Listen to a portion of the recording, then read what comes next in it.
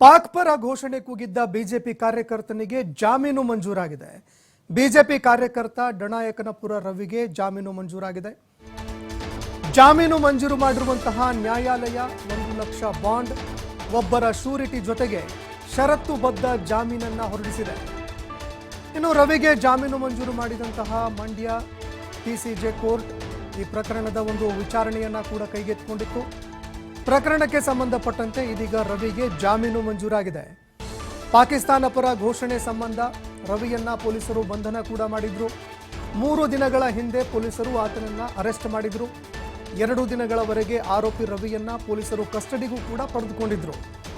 ಇವತ್ತು ನ್ಯಾಯಾಧೀಶರ ಮುಂದೆ ಆರೋಪಿ ರವಿಯನ್ನ ಹಾಜರುಪಡಿಸಲಾಯಿತು. ಹಾಜರುಪಡಿಸಿದಂತಹ ಸಂದರ್ಭದಲ್ಲಿ ವಿಚಾರಣೆ ನಡೆಸಿದಂತಹ ನ್ಯಾಯಾಲಯ ಇದೀಗ ಆತನಿಗೆ ಜಾಮೀನು ಮಂಜೂರು ಮಾಡಿದೆ.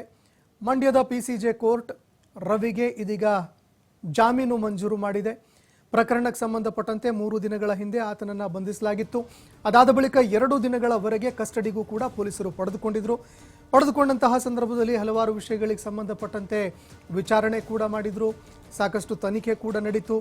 ಇದಾದ ಬಳಿಕ ಆತನನ್ನು ಇವತ್ತು ಕೋರ್ಟ್ಗೆ ಹಾಜರುಪಡಿಸಲಾಗಿತ್ತು.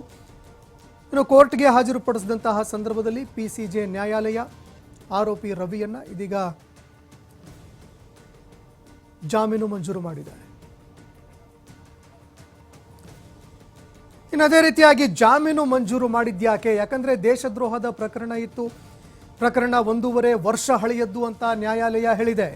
3 ವರ್ಷದೊಳಗಿನ ಶಿಕ್ಷೆ ಕೊಡುವಂತಹ ಪ್ರಕರಣ ಇದು.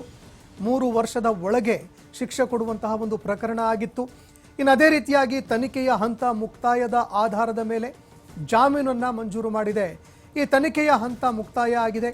ಹೀಗಾಗಿ ಇದರ ಆಧಾರದ ಮೇಲೆ ಜಾಮೀನು ಮಂಜೂರು ಮಾಡಲಾಗಿದೆ. ಇನ್ನು ಕೋರ್ಟ್ ಹಾಕಿರುವಂತಹ ಕೆಲವು ಷರತ್ತುಗಳೇನು ಅಂತ ನೋಡಿದ್ದೆ ಆದರೆ 3 ಷರತ್ತುಗಳನ್ನು ವಿಧಿಸಿ ಕೋರ್ಟ್ ಜಾಮೀನು ಮಂಜೂರು ಮಾಡಿದೆ. 1 ಲಕ್ಷ ಬಾಂಡ್, ಒಬ್ಬರ ಶ್ಯೂರಿಟಿ ಕೊಡಬೇಕು. ಇನ್ನು ಅದೇ ರೀತಿಯಾಗಿ ಯಾವಾಗ ವಿಚಾರಣೆಗೆ ಕರೆಯಲಾಗುತ್ತೆ ಆ ಸಂದರ್ಭದಲ್ಲಿ ವಿಚಾರಣೆ ವೇಳೆ ತನಿಖಾಧಿಕಾರಿಗಳಿಗೆ ಸಂಪೂರ್ಣವಾಗಿ ಸಹಕಾರ ನೀಡಬೇಕು. ಈ ರೀತಿ ಪ್ರಕರಣದಲ್ಲಿ ಮತ್ತೆ ಭಾಗಿ ಆಗಬಾರದು. ಒಂದು ವೇಳೆ ಭಾಗಿ ಆಗಿದ್ದೇ ಆದರೆ ಆ ಸಂದರ್ಭದಲ್ಲಿ ಪರಿಣಾಮ ಎದುರಿಸಬೇಕಾಗತ್ತೆ.